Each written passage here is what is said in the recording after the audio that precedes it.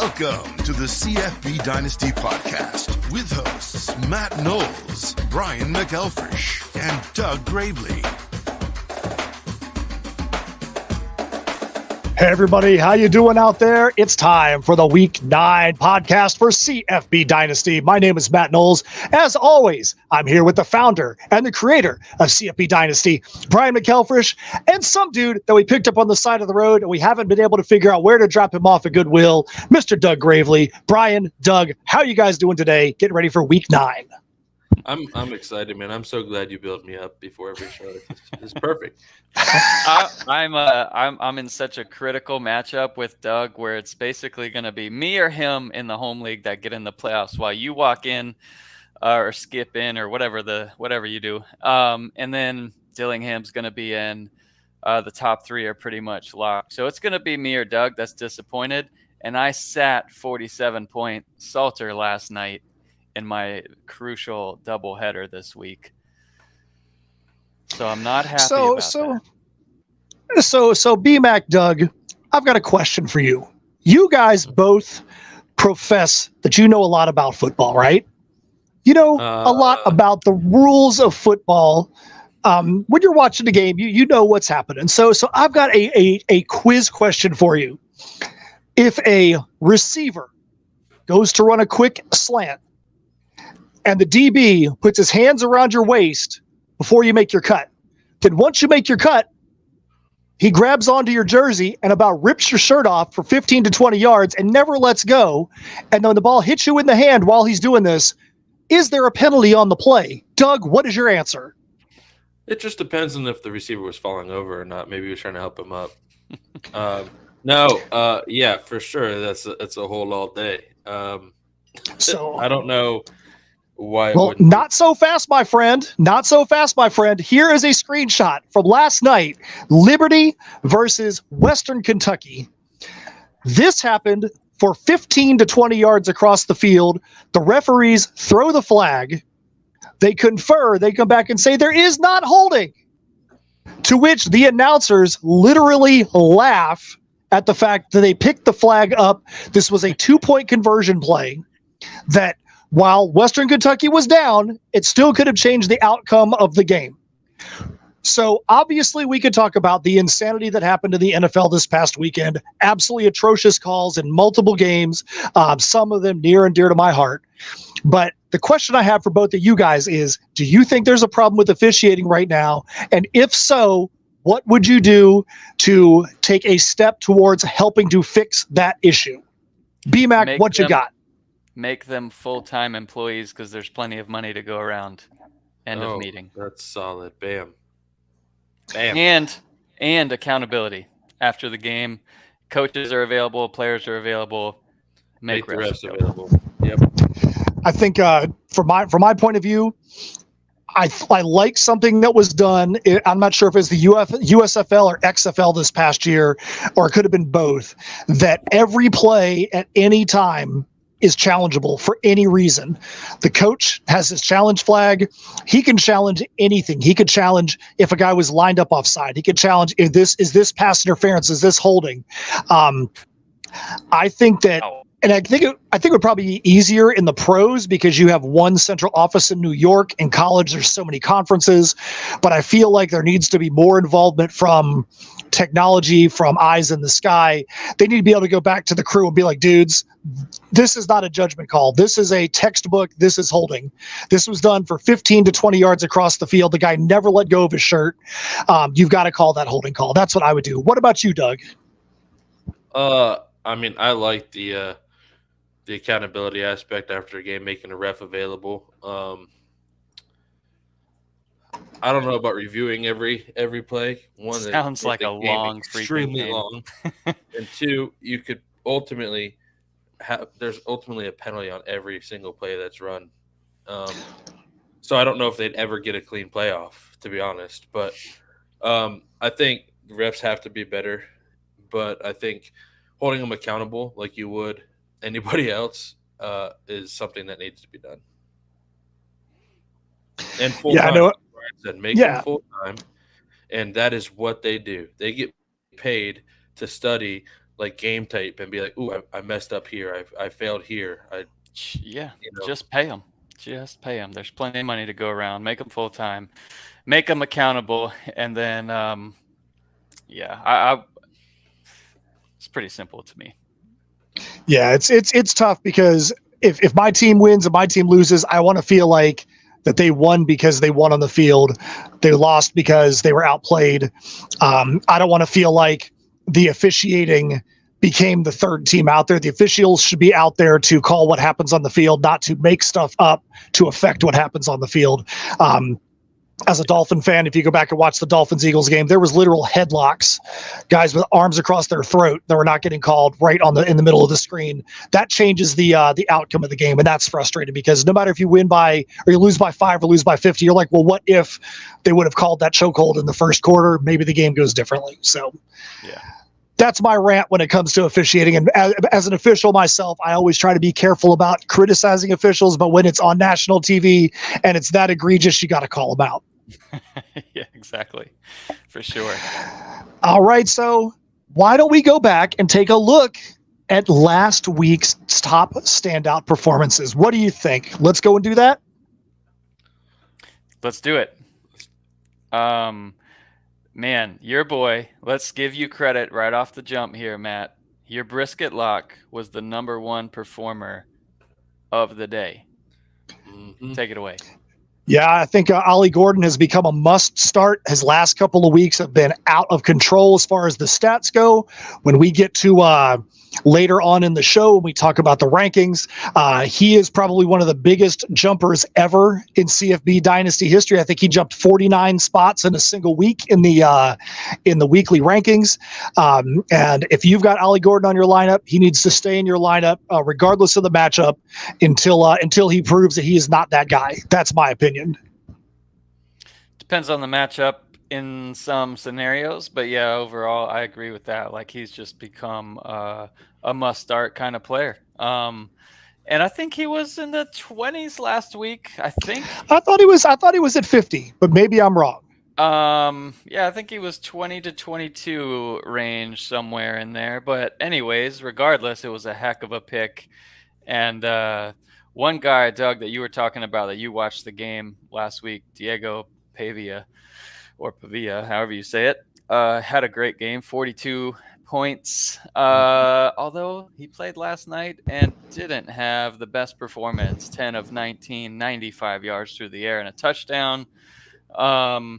So it was a tough opponent against last night against La Tech. Yeah, Star Thomas goes for 88 last night. But yeah, Jaden Daniels continues to do his thing.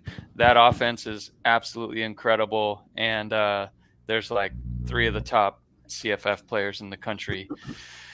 Really thought Mason Taylor would be more involved with all the success that they have. But man, it's Thomas and those boys just killing it. So Vadiato goes for 42. Bryson Barnes, again, anybody against USC, start him. Well, Bryson that Barnes boy goes for 41. literally put the team on his back in the fourth quarter and was like, this is how this is going to go. But in fantasy, yeah, it's really that simple now. If you're playing against USC, you treat them just like Kent State. Start them.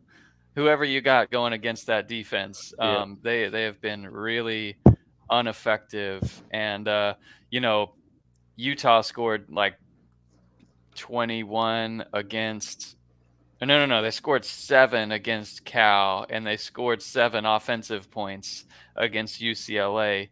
And then in comes USC. Boom, let's score 34. No problem. Not a big deal. J.J. McCarthy goes for 41. Marquise Irving goes for 41 also. Michael Pratt, you're starting to see a guy who was hurt early on in the year. He's getting healthy. He's in rhythm. Doug's starting up against me. I'm expecting him to have a big week this week. He goes for 39 last week. And then Sione Vaki. Current safety. Well, yeah. Yes, current safety. He comes out and he's catching passes, running routes.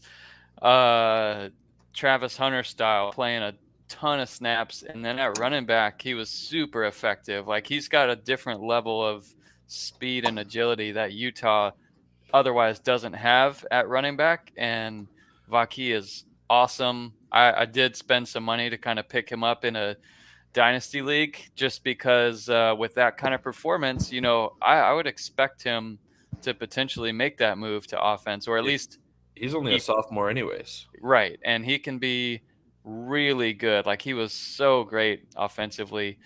And when I was about to say USC couldn't stop him, but really that's worthless words. They can't stop anybody. They can't stop anybody. And then Michigan's defense goes for 39.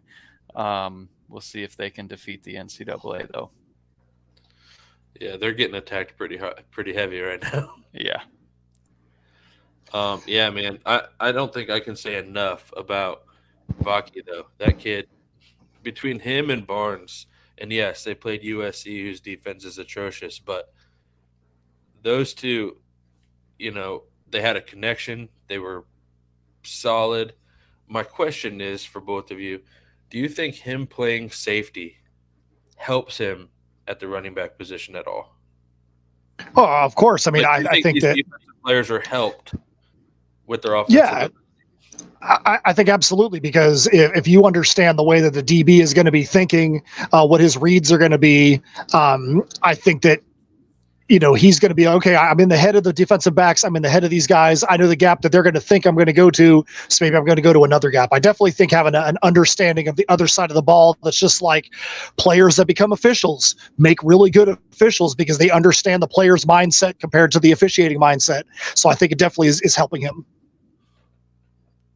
Yeah, he looked really good. And I applaud you, Brian, for your pickup in one of the Dynasty Leagues on him, because he's just and he's not small by any means. He's a bruiser. So yeah, I think he's a great dynasty pickup for you. Yeah, we'll see. I think I spent in that league. We have $120. I bid 50% of my free agent budget on him and spent $40. I think so. We'll see how it goes, but I like him for a kind of a deep roster kind of league. Yeah. All right. So we briefly talked about it a little bit, Matt. You want to lead us into some reviews? Yeah, so we're going to go to the open review now. We're going to talk about the CFB Dynasty Open League. This is the 24-team league that BMAC made open at the beginning of the season. You've got myself, Doug, Brian, some people from the CFB Dynasty Home League, and some random other people that have decided to join that wanted to get in and have some fun with us. So it's a 24-team league. Every week you have a doubleheader. That way you have a chance to be able to play as many teams as possible. Last week was a tough one for me. I was up at the top. I still am there, but I'm in 8th place at 9-7 because Michael Penix Jr. decides he's going to have his worst game in recent memory. Absolutely did terrible statistically, and because of that, I lost both of my games. I'm at 9-7, but now if you look not too far down the standings, somebody who's moving up because he does not suck is BMAC. BMAC is at 7-9, and he is trying to make a push. Will it be enough for him to be able to make a playoff push? I mean, even if he wins out, he's still only going to be 11-9. That may not be enough to get to a top spot, but at least he's going to be out of that bottom 20. That's right. Moving up. Few doubleheader wins in a row here. So I've got to keep winning because my start to the season was so bad and pitiful thanks to some misinformation, injury picks that were terrible, and I lost players. But anyways, with some key waiver wire pickups, my team is doing well. The one thing that kills me is that I spent all my money thinking that I could still do some free agent pickups, and we can't get that setting right. I haven't looked into it yet, Matt, since you kind of kicked that over to me. I just haven't had a lot of time, but yeah, that's pretty brutal, but it's I'll get through this week at least. I think one of the interesting things here too is for the first time all season, Oaktown 510 is not sitting in the number 1 spot. He's still tied for the best record, but the first tiebreaker is points. He is now at second. Saucy Dossie has overtaken him. I want to know what's going on in the Oaktown 510 locker room. He has got to be pissed, and he has got to be yelling at his players for dropping out of that top spot. Well, what I can tell you is I played Oaktown this weekend, and fortunately, he had like 6 players on buys. So, maybe a locker room speech, but I expect him to pick right back up where he left off, especially since a lot of his guys don't have buys anymore. His buys are pretty much over. So, yeah. So, Doug, did you win your doubleheader last week? I've won 2 doubleheaders in a row.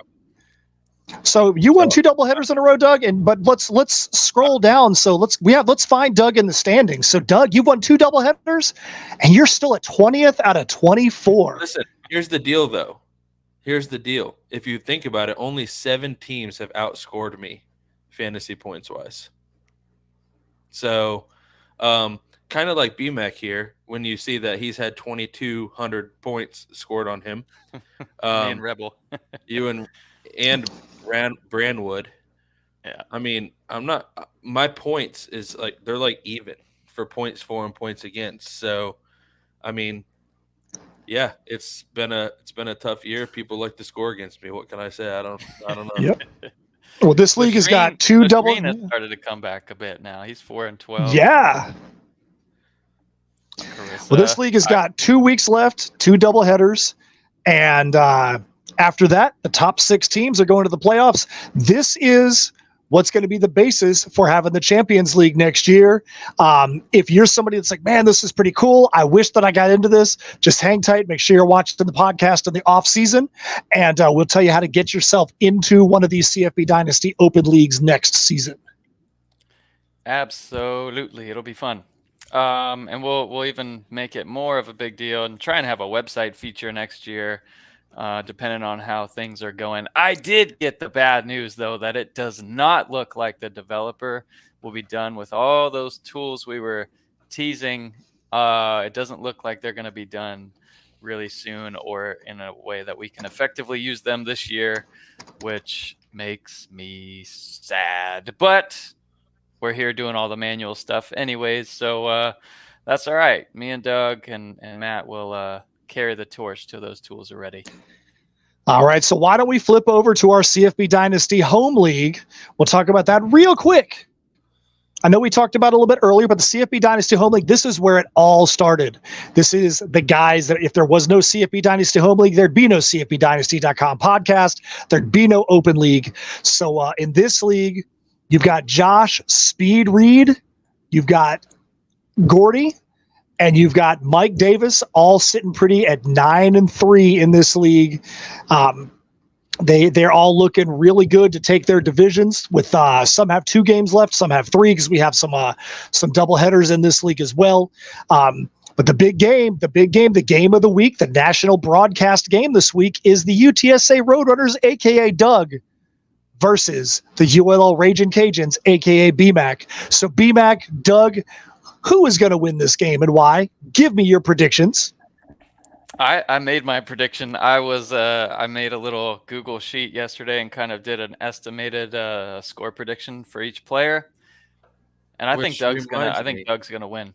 Just plain and simple. Like I think he's got a better squad, better matchups this week. Really tough, like for me, having one of my premier players, Torrey Horton, going against the number 1 pass defense and Air Force. So his opportunities will be limited.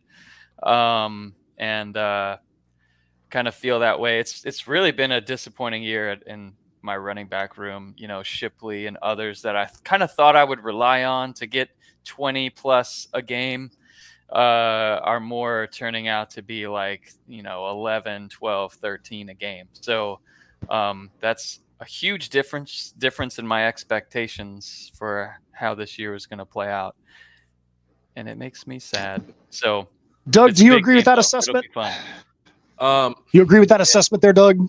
So here's the deal. Anytime Brian bets against himself, he seems to pull out a W, and I'm kind of nervous about this one for the simple fact, and I'll tell you, I think Jackson Dart has the chance to go off against Vandy for a lot of points. Um, like Caden Salter did on my bench. um, Potentially more, in my opinion. I don't know. I think he's a better start. I rolled with New Mexico State's defense last night as opposed to Georgia's defense against Florida, because I think Florida's offense has been so efficient that it kind of scares me a little bit, even if it's a 17-12 win or whatever for whoever. But and Georgia's defense has let me down a couple times this year, so I think I would favor myself a little bit, especially. We'll get into some news and notes here, but one I'll just go ahead and say Harrison Whaley is expected to play. I know they're playing Boise, but Harrison Whaley is the offensive Yeah, line when he it's plays. tough. Like these two games are tough. Like I could see a path that works out in my favor here. You got Frank Gore at Appalachian State, Harrison Whaley at Boise State. Like I could see a path where it doesn't work out well for you there. But for me, it's going to come down to touchdowns in this matchup where Hood has had a lot of catches, heavily involved in the offense, hasn't got a ton of touchdowns. Lacey, when he scores, it's great. He's heavily involved, but he has to score Torrey Horton, going up against in a really tough matchup there. If those three are able to score, I think that shifts the way the game is. But I don't have staples that I can rely on. If Horton was going up against a Kent State this week, I'd be feeling a lot better about my chances. And honestly, it's that simple. It's one. Yep. Can one guy go off and we'll And see. here's the fun question. We kind of talked about this the other day a little bit, and that's the last thing I'll say about it. But could it come down to a kick? Could Trace Max smack some field goals for me, like he's been doing since he took over? Kick one or two 50-yarders against Georgia, and then there it is. All right, Matt, I got a question for you. Here we go. A start sit Yeah, question. man, what you got? We do this on the Saturday show all the time, Doug and I. So at flex, I've got Xavier Worthy penciled in. Malik Murphy starting at quarterback, more than likely for Texas home game against BYU. I could pull up the spread in a sec and show that. But then the other guy on the bench that I'm thinking about would be, the disappointing Will Shipley. And he's playing at your boys of NC State. What do you think there? Well, man, that's tough because NC State has given up a couple of really long runs. I mean, you could see Will Shipley get bottled up for most of the game and then knock out a 69 or an 80-yard touchdown. I would say this, Xavier Worthy is probably who I would stick with in the lineup just because, one, I picked him in the pretty sure I picked him in the DraftKings this week too, because I feel like he's just a guy that's tough to take out of your lineup. I would leave him because I feel like if you bench Worthy and you put Shipley in your lineup and Worthy goes off on your bench, I think you're going to be more upset if Worthy goes off on your bench than you are if Shipley does. So I think I would stay where you're at. I worry a bit about the game script for Worthy. Like, obviously, I think he'll be the featured player in the passing game, but do they just go heavy run in a survive and advance kind of thing while Quinn Ewers is out? Are they just going to run Brooks and Baxter and Malik Murphy in like an RPO style offense until he comes back? That's what they're going to be facing next week when they play at Kansas State. I could see the game script, not working out too well there for Worthy, but yeah, he is hard to sit, and Shipley has just been disappointing. Well, it's more probably on that O-line. He goes, against Miami, 15 attempts for 44 yards, and Miami does have a pretty good run defense. And then he fumbled going over the goal line there, which would have been nice. But, like he hasn't had a 100-yard game. That's crazy. which is incredible. That'll probably stop this week. That'll probably change this week because NC State has been the salve on the wounds of many a running back this year. But I would still stick with Worthy, but that's some pretty solid logic. That sounds like the kind of logic that the guy who is the founder and creator of CFB Dynasty would come up with. Before we leave this, let's go back to the standings real quick, because we cannot, if we're going to be bringing up the standings, I cannot leave without making sure that we bring one other thing up. And that's this. You've got two guys in this league that are huge Florida State fans that are watching Florida State have a season back to their years of glory. You've got Danny Tucker, a.k.a. Temple, and Sean Howard, a.k.a. Florida State. Danny Tucker and Sean Howard, what is going on, fellas? You guys currently are in 11th and 12th place in the league. Sean Howard doesn't have a win. In the last, if you combine their two records, in the last 19 games, Danny and Sean are 0-19. Doug, what word of advice would you give to Sean and Danny to try and help turn those teams around? Well, Sean is just sticking to his game script from the past couple of years in college. Did he not win a game last year either, if I'm correct? I think he won. He was competing with Joe for the number one pick again last year, though. Yeah, I think he won. I think he won at least one. Yeah. So he could potentially be 1 in what? 23. 1 yeah. I mean, and Danny, I think, made the playoffs last year. So like a lot of teams, which has been rough for a lot of us. I know Danny has had red flags all over the place, been without Egbuka for a couple games. And then some draft picks, for him that we all thought were going to do great. Like Javonte Barnes in Oklahoma hasn't done anything. Ollie Jennings transfers for Virginia Tech. Now he's talking about redshirting. Like these, a lot of these, I think a lot of it is kids that played so good and then they transfer to another school and we're like, dang, like what the heck is going on? You look at Danny's roster, you look at his what's up? So we've got one here from Reseller Rick. And again, Matt, we're doing this live every Saturday, just like this, where we're taking plenty of live questions, start, sit. Reseller Rick's like, oh, I got a Dunze, I've got Devontae Walker, but he's got Polk and Victor on the bench. Crap. Yeah. How many is this like a 4-team league? How do you have all those guys on your squad? I've talked to him a little bit in the chat, and non-PPR standard 6-point touchdown league. He can only start 2 of these 4. You can't sit Tez or a Dunze, I don't think. As good as Polk and Victor are, those are 2. And he says, LOL, an 8-team league. I mean, that's tough because Victor had a day. Yeah. He was the target of that offense. That's a tough question, but I do agree. Tez he showed why he's so important, and Odunze is just Odunze. So, yeah. Yep. No, I agree. Those are the kind of guys that if you sit them on your bench and they go off, it's your own fault for losing. So, yeah, you can't set those guys. All right. So I think it's about time. That's our open review and our home review. I think it's about time to switch gears and start looking towards the upcoming week. Doug, why don't you take us away with the news and notes? News and notes around college football.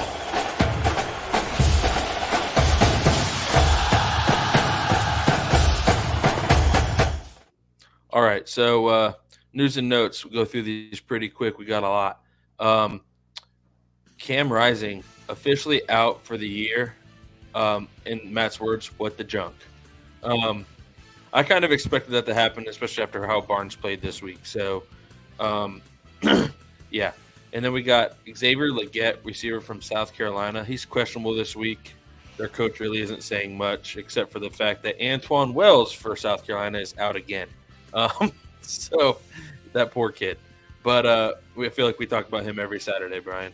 And then we got Emeka Egbuka, receiver from Ohio State, is probable to play, so their offense is getting back to form. Everybody seems to be getting healthy. And that because also Travion Henderson is probable to play. Whatever. Said that. He was supposed to start last week. He dressed last week, but he said he wasn't quite 100%, so I don't know. Let's see. Bucky Irving, running back for Oregon, got roughed up in the fourth quarter, which is why we saw James quite a bit in the fourth quarter, but he is probable to play. He seems fine. Kenny Seals is now pretty much the starter at Vanderbilt. So bye-bye, AJ Swan. Bye-bye, buddy. Now we got Nate Noel, running back, App State, probable to play. Guys, don't bet the over on Nate Noel and get all, whiny again, please. And some exciting news. I know Brian has thought a lot about this guy in the past. Trevante Citizen, running back from Miami, started contact at practice this week. So huge news for Miami when he is supposed to be solid. Tyler Van Dyke, quarterback at Miami, probable to play. He did not play last week, and their offense was their offense like they've been doing all year anyway. So then you got Riley Leonard, quarterback at Duke, listed day-to-day again. Don't know if you guys watched the game at all, but definitely did not finish that game against Florida State. Jalen McMillan, wide receiver for Washington, probable to play. Rocket Sanders, my dog, my homie, rehabbing in Dallas. He's out again. I don't know if I'll see him again this year or not, to be honest with you guys. Harrison Whaley, running back from Wyoming, probable to play. Mikey Keene, quarterback from Fresno, status is uncertain. So that's a tough blow for them because he was playing pretty well. Then you've got big time. George Halani, Genty's water boy, has returned to practice and is available to play this week. So get your hands ready to start running that water out to Genty there, buddy. That's probably the most field you're going to see. So Will Rogers, quarterback from Mississippi State, considered day-to-day. Rasheen Ali, running back from Marshall, for a while was the top running back in college fantasy, is questionable to play again this week. Bryson Barnes for Utah, officially QB1, which is a smart decision by Utah. And then you got Quinn Ewers, quarterback for Texas, called week to week with a shoulder injury. So Malik Murphy is taking over as of right now ahead of Arch Manning. The coach said that they will both be taking first-team reps this week, though. So Ollie Jennings, receiver from Virginia Tech, I mentioned it. He's considering redshirting this year. So, we'll see how that works out. Johnny Wilson, receiver for Florida State, will be monitored this week. He's questionable. Grayson McCall, quarterback for Coastal, progressing well after being released from the hospital on Sunday. Took a pretty ruthless hit to the head in that game, which put him in the hospital for a day. So I would imagine it's safe to say that he's doubtful this weekend, guys. And then you got DeCorian Clark, UTSA receiver, also doubtful this weekend again. So that wraps it up for the injury news and notes. All right, so we're going to head on over to the rankings. But before we do, our boy William Dong, one of the guys in the CFP Home League, put a comment in the chat. William, I want you to explain yourself. He says, man, it's weird to listen to you guys at normal speed. 2 times Chipmunks for the win.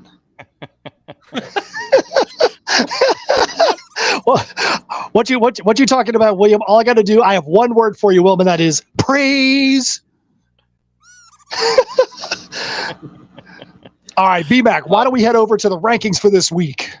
Yeah, let's go. So as we lead into the rankings, we can go over some of the guys real quick, waiver wire gems this week.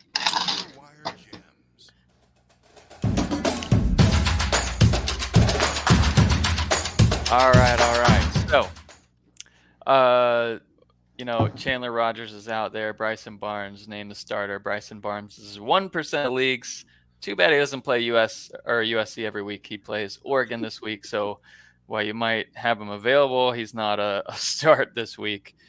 Quentin Cooley, couldn't believe it. He had another touchdown, another 17 carries, 90-ish yards. Only rostered in 23% of leagues. Vaki, we talked about him. 7% of leagues he's rostered.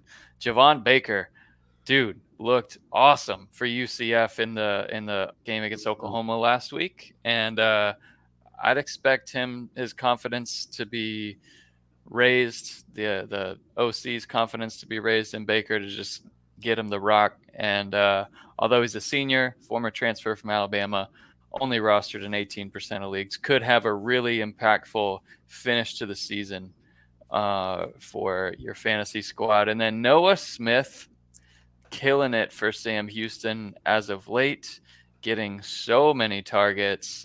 He's up to almost 15 fantasy points a game, but like heavy in the last few weeks and only rostered in 16% of leagues. So I love those guys. We can move along from our waiver wire gems to some streamers real quick.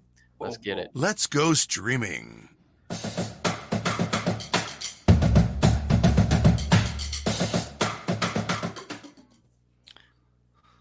All right, so I'll start with my my streamer guys for this wonderful week of college football. I've got two. So I went with Nick Anderson, freshman receiver from Oklahoma, who seems to all he does is catch touchdowns. He's got 16 receptions this year and 8 for touchdowns. I think 3 this past weekend.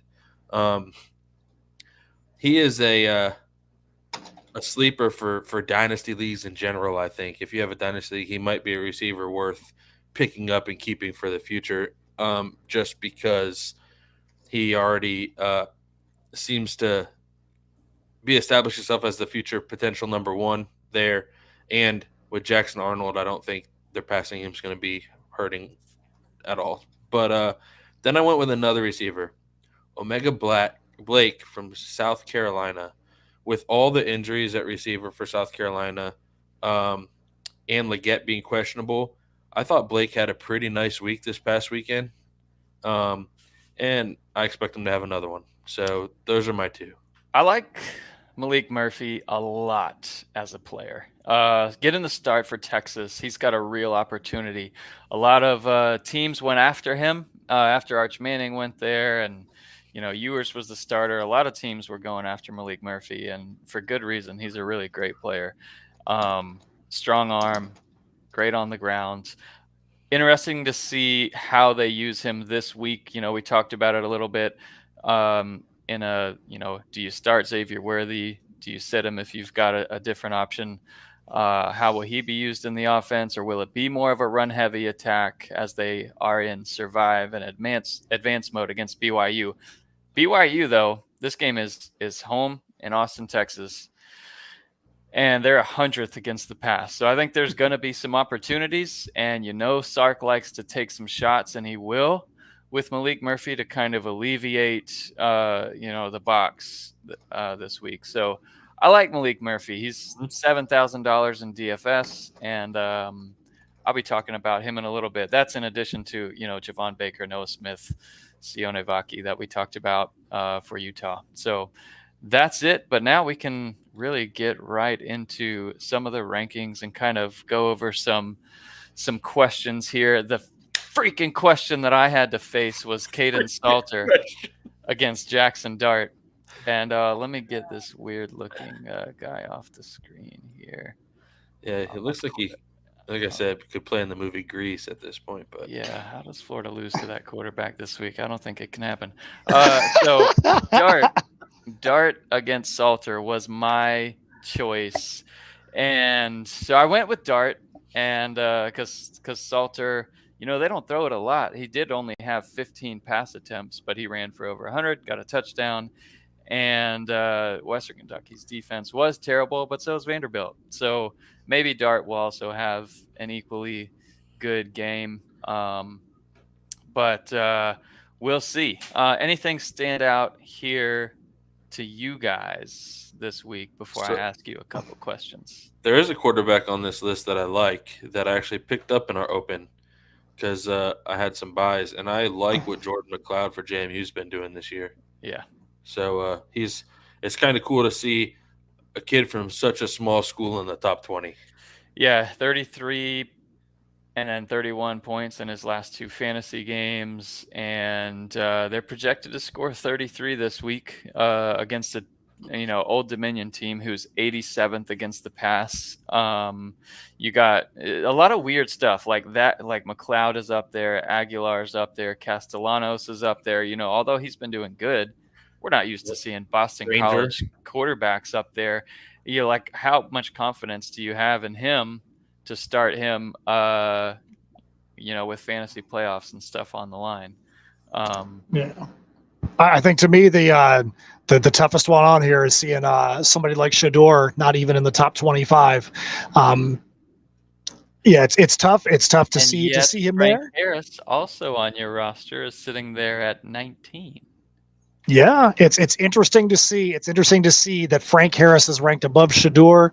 I think what happened last night in Western Kentucky was interesting. Yeah, Austin Reed at 16, and yes, Liberty is undefeated, but you expected more out of Austin Reed in that game. Austin Reed, I think, if you're a Reed owner and you started him, you're probably disappointed in what his output was. He didn't really do much of anything until the very end of the game. So I think he definitely. Right? He got a touchdown pass to Corley at the end of the game. He got 2 touchdowns in the fourth quarter, but outside of those 2 fourth quarter touchdowns, he was really having a tough run at it. So, real quick, while we're talking about one of your guys, Reseller Rick just posted. It's hard to see, but I'm benching Shador for John Rice Plumlee, and I 100% agree with that decision. Yep. Especially with Plumlee talking about, this dude, for some reason, the confidence he's got going to the end of the year is he seems like a guy that you want to start because he's ready to go. So it sounds like he's been kind of fighting an injury all along, and now he is officially pretty much 100%. So real quick, back to Austin Reed for a sec. So Matt, he did go for 365 and 4 touchdowns. You're upset about that if you started?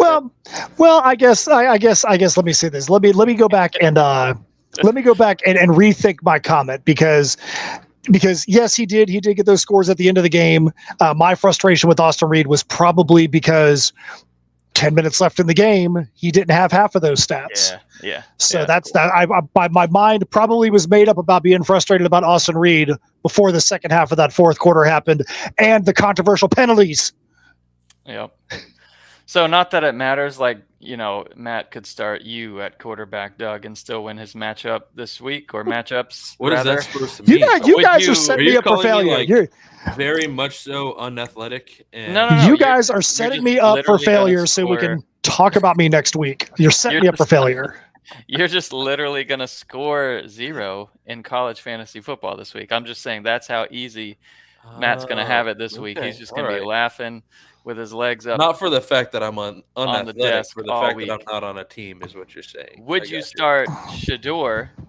And they're projected to score 23 points this week, which you assume, if that's 3 touchdowns, he'll be involved in all of them. If not, then you're really sad. Would you start Shador, or would you start Frank Harris or Plumlee? I absolutely am going to start Shador. I said it earlier in the season. I'm going to start Shador unless he's got a matchup that is, Oregon or somebody like that. I think that the offense is just too dynamic. Obviously, the offensive line there is a complete farce. But I think that Shador has probably got one of the highest ceilings of any quarterback out there. You could see Shador go for a stupid stat line in a game just because of the weapons that he has on offense. So I would always take the chance with Shador unless he's playing a team like Oregon or Washington. So, I will say, if I had to pick 2 defenses for my team, I would pick UCLA's defense right now over Oregon's defense. They're doing really well, and a lot of people they've won games because of their defense. A lot of people don't know that. So we're moved down to running backs here. We see Rasheen Ali because you really don't sit him if he's playing. We mentioned earlier in the injury segment he is questionable, and he didn't play last week, and it was a surprise to many. including myself. So I think he's someone. You got Blake Watson coming off of an injury, but he did put up 21 last week.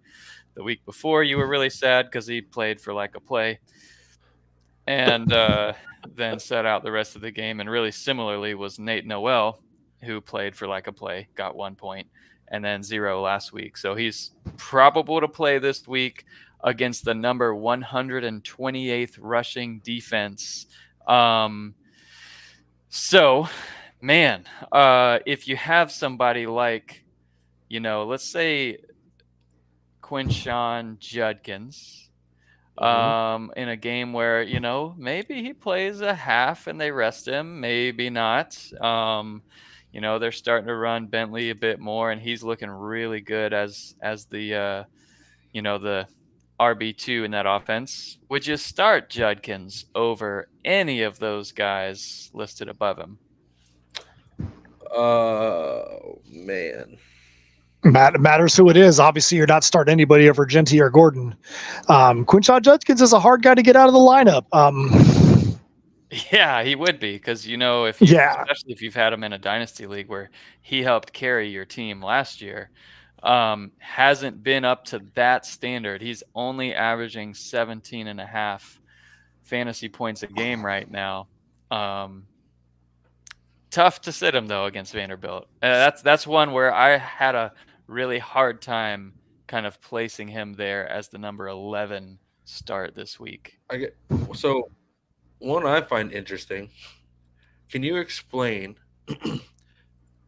Marquise Irving at 14 against the number 6 rush defense in football when Oregon also has such a dynamic pass offense? Why what's your logic behind putting him at 14? Well, he's a good pass catcher too. And I think while Utah is good defensively and they are at home, they're terrible on offense right now. Again, forget what you saw last week against USC where they put up 34. Their last 2 conference games against Cal and I think Oregon State, they put up 7 offensive points in each of those games, which is like heavy Oregon in terms of time of possession and all that stuff. And Oregon's defense is obviously pretty solid. So I don't know what all Utah is going to be able to do. I think Irving and company will be able to kind of pull away. Like, I'm going out to Vegas, flying out Friday. I'm pretty sure, when I get there and when I'm all hyped up about Florida, Georgia, we'll see what games I bet on. But of all the games that I'm going to bet, I'm going to take USC. Let's see, what's the spread there? USC not USC. Absolutely not. Oregon -6.5 against Utah. I like that spread a lot. And I think Oregon's going to have the opportunity and the time of possession to put up some fantasy points there. You see he's averaging 23 a game, which would put him top 5 on the season, ish. Not quite, top 6 or so. But, there's plenty of people that I would start over him, but more likely than not, I'm not starting people over him. So if we go back and look at your top 2 guys that are out there, I think this is something good for those of you that are out there that are looking at this and going, what are all these numbers that follow the players' names? This just goes to show you can look at 2 guys in Genty and Gordon, one that has been consistent all season putting up big numbers, and another guy that started the season slow but is now just starting to blow up. If you look at Genty and you look over, you got your fantasy points per game. The CFBDynasty.com site is going to give you the last 3 game scores for a player. You see Genty's got 230 points for the season. Week 6, he had a down week at 15. Week 7, he was at 45. He was off last week. So you can see that even just by those 2 numbers, if he had 230 points a game, that leaves 170 points more that he scored earlier in the season. Ollie Gordon, on the other hand, he's averaging 24 points a game, but week 6, he had 20. Week 7, 45.9. Week 8, 57. So you got 100. He's on the path then, right? So week 9, he's going to be at like 74. Absolutely, is the trend. Yeah. So right. so you can see how the algorithm that is there is saying, here's a guy that's consistent that we think is going to stay consistent. Here's a guy that is hot as an inferno right now. We think is going to stay hot as an inferno. But that's how you can use that trailing 3 weeks to your advantage.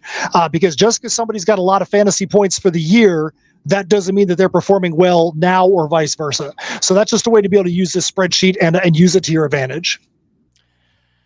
You kind of make me rethink the name of this. It's really more of a weekly power rating than a ranking, because that's literally the case as you're going through, like, if let's say I have all of these guys on my roster, which ones am I going to start? And it's just a weekly different thing based on matchups. And yes, how hot you are. Like Kyrie Robinson's another one against Hawaii. Great matchup this week.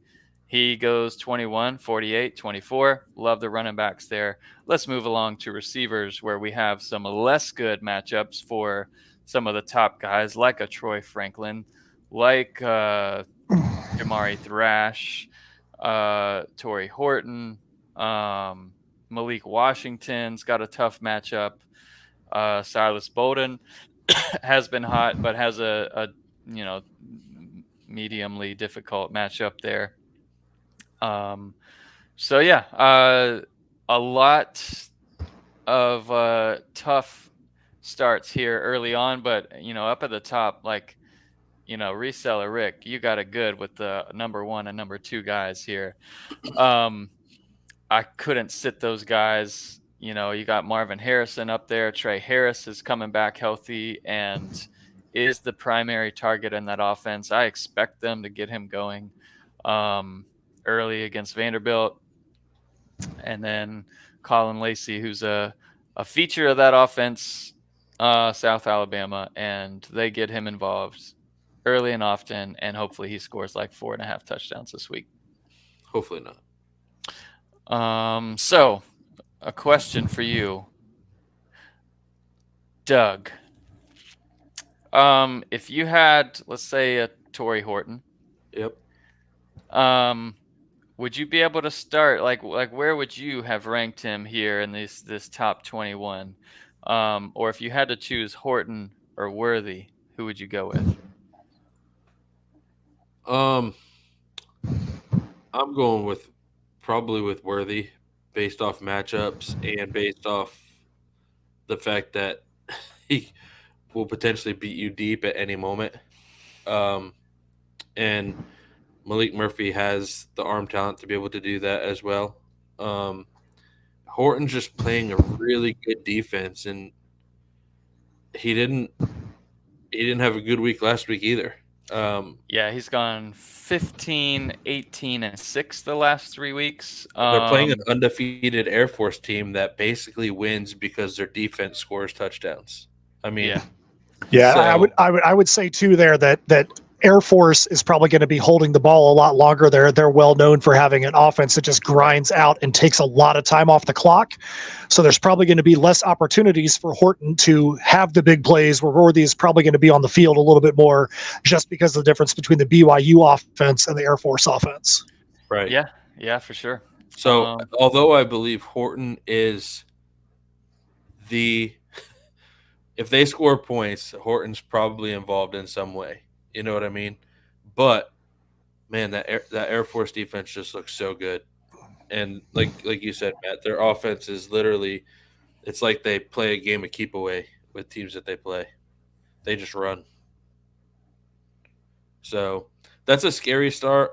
I still like Horton because of his overall talent. I think he's great, but it's just a scary start with Air Force. Yeah, all good. So appreciate it. That'll wrap up the rankings. Those are all live. We got tight ends, kickers, defenses up there. We get those published normally on Tuesdays now, because we have Tuesday games. So that's all up there. You can get to them from the Top Navigation Rankings, CFF Week 9, and that's up there and ready to roll. All right, so we got 2 segments left in this show. We're going to talk about the DFS host battle, and then we're going to end with what we did with our last week's brisket lock, and then we're going to give you this week's brisket locks. So, BMAC, you want to pull up the DFS host battle? We can go from there. DFS host battle.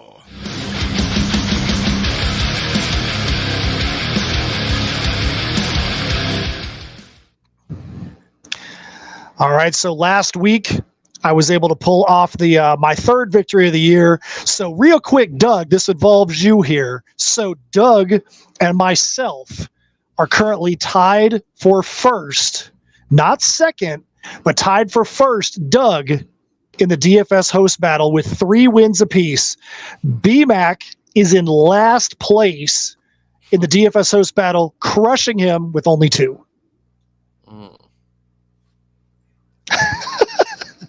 But yeah, last week I had Ollie Gordon, and Ollie Gordon definitely helped make it not a whole lot of a battle. But we did all score a lot of points, unlike the week before where we barely were getting to 100.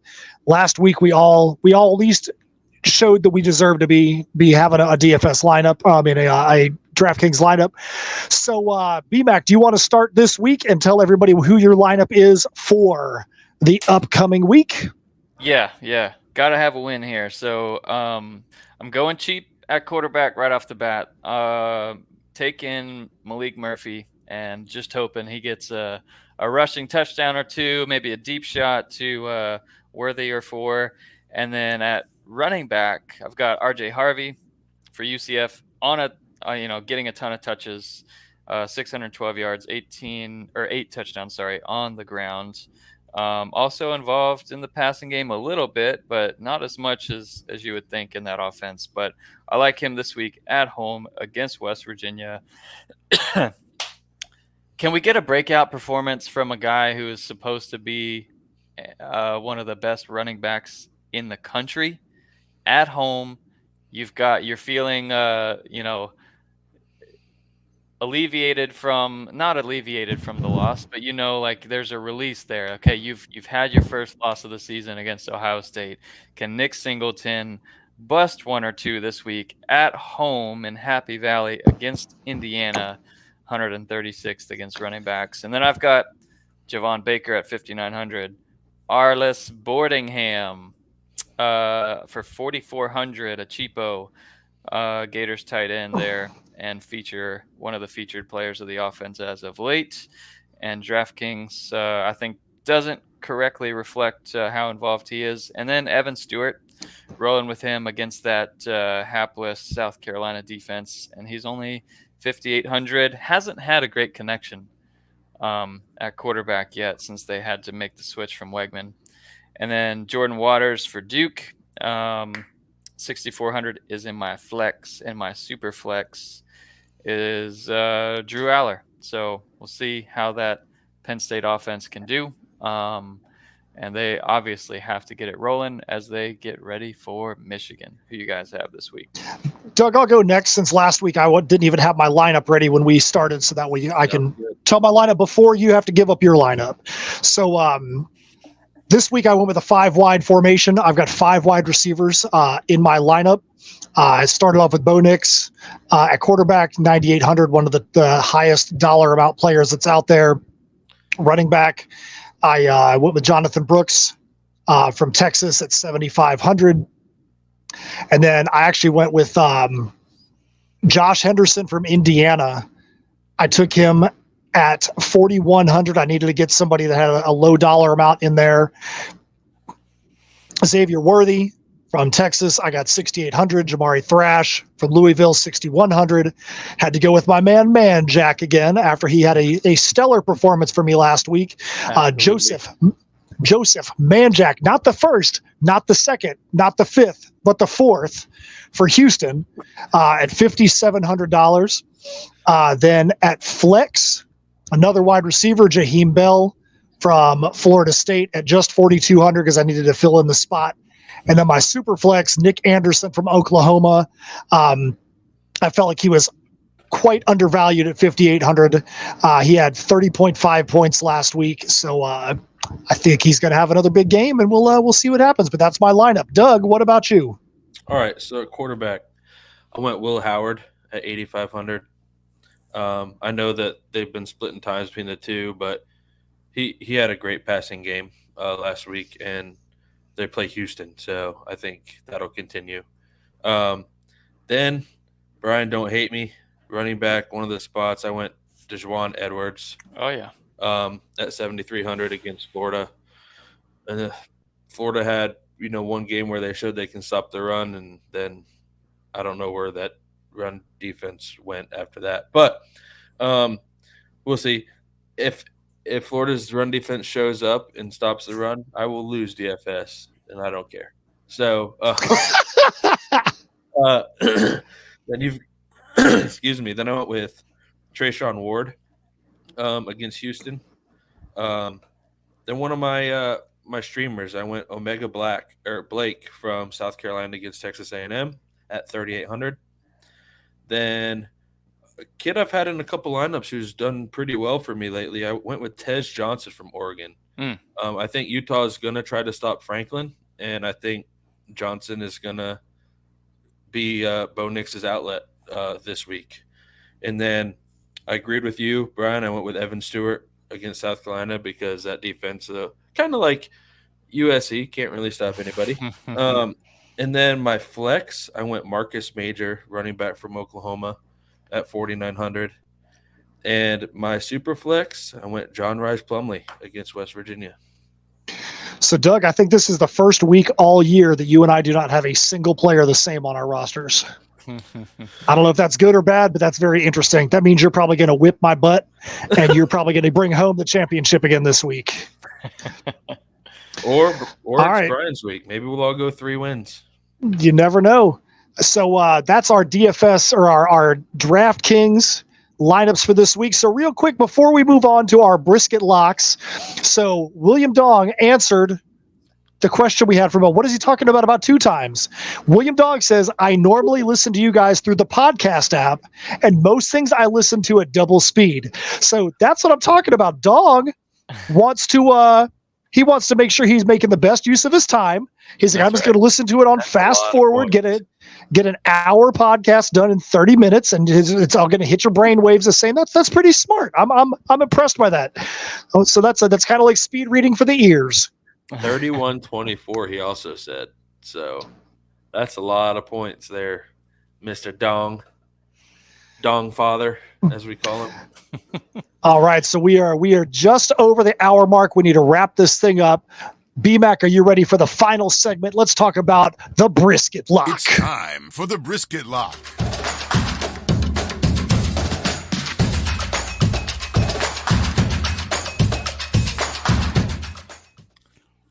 Can I cleanse myself real quick? Yeah. With Nick Singleton. Last week was rough, right? I had a guy that had 7 targets and 4 catches for 35 yards or something. Like in a PPR league, you're looking at 6-7 points, and you can't have that out of a brisket lock. What is the brisket lock? Well, it's an off the radar kind of player, someone who's not projected to be, a top of the line fantasy player this week. And I'm going with a 14.3 average fantasy points per game, Nick Singleton at home against Indiana. Penn State is going to need to cleanse themselves too with a big win at home, and I think they'll do that in the air and on the ground. And if Singleton can, he'll have some opportunities to bust some against the 108th run defense in the country in Happy Valley. Doug, what about you? So last week I kind of felt the punch in the gut like Brian did. I went with Farouk, who had 5 targets for 3 receptions and 23 yards and 3 rushes for 16. So, solid performance if you're me. But you're not Farouk, so way to suck it up for me, buddy. But I'm going with Pofele Ashlock, receiver from Hawaii this week. They are playing San Jose State, who's got a pretty decent defense. But at the end of the day, Ashlock, help me rise from the ashes, buddy, because I haven't had very many good brisket locks this year. I hope Ashlock does well because I've got him in, I think, every league that I'm in. You need him to do well, whatever. So last week I felt pretty good. Like I almost didn't want to pick a brisket lock this week, kind of like the guy that goes in and wins the big pot at poker. Once you win the big pot, you're like, you know what? Why do I want to bet? I'm going to lose or something. But I had Ollie Gordon as my brisket lock last week. 26 attempts, 282 yards, 4 TDs, 57 points. I almost went with Will Shipley this week just because he's playing NC State and NC State has the ability to it more confusing. Yeah. That's what I'm saying. But here's the thing. I decided to be nice to BMAC. I pulled Will Shipley off after I typed him in. I'm going to go with my guy, Joseph Manjack IV from Houston. His seeing his targets increase. He's seeing his involvement increase in that offense. I think the Magic, he's not going to be one of those guys that's going to be up there getting Washington receiver numbers. But I think if you've got Manjack and you've got him as a wide receiver 3 or as a flex, he might be somebody that can help you like he did for me last week and get over that hump and possibly help you get to a W. NC State is averaging only allowing 3.5 yards per rush. So they're not bad. They're 27th in the country. And this game is at NC State. Clemson coming off of a tough loss. Clemson, man, they're disappointing. But I'm just going to battle this all week. We will probably see BMAX lineup change at least 4 times. Worthy or Shipley? I don't know what to do. All right, I'm leaving Worthy in there for now. But I think whoever you start, I hope they fall on their face. Thanks. I'll stab you in the throat. All right. Oh, man, I haven't been right now. Let's do this. Send you to Vegas with a black eye. Yeah. All right, everybody. So that is the show for this week.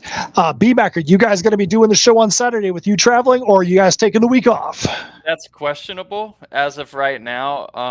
I don't think I would be able to be a part of it if it happens. So I think Saturday we probably won't do it unless you guys. What I will probably do. There's no way I can do it Saturday either. My nephews have 2 soccer games, and there's just no way. So what I will do is I will be on as active as I can on the Discord. I'll make sure that I do post the updated injury notes Saturday morning or Friday night if I have to. I plan on taking Friday off so I can be as active as you guys need me to be on Friday on Discord. So, but next week's show, I'll still be in Vegas. I'm gonna try and I don't know exactly what my background would be. Normally, would stay like on a strip at a hotel or whatever. But this year we did an Airbnb, so I'll probably be from there. I was hopeful to just be able to like walk down or go down the elevator and go to a sports book, which would have been great, but don't know if I'm going to be able to make that happen. It might just have to be a little bit earlier next week. We'll talk about it and figure that out. All right. Yeah, next week's going to be interesting. We're heading into, for most leagues, the final week of the college fantasy regular season. So probably within next week. Probably next week or the week after, we're going to be talking about the guys that were the surprises and the guys that were the disappointments in the regular season as we head into the playoffs. So we'll see what we do. We'll see what we're able to make happen with BMAC doing some traveling during the week. But on behalf of Doug Gravely and Brian McElfresh, my name is Matt Knowles. We thank you guys for coming out to the CFBDynasty.com podcast. Make sure you guys like and subscribe on all of our socials. Make sure you're supporting and you're liking and you're sharing so that way we can beat the algorithms. Once again, thank you guys. See ya. See ya. Thank you for listening to the CFB Dynasty podcast. Help us out by subscribing on YouTube and reviewing us on your podcast network.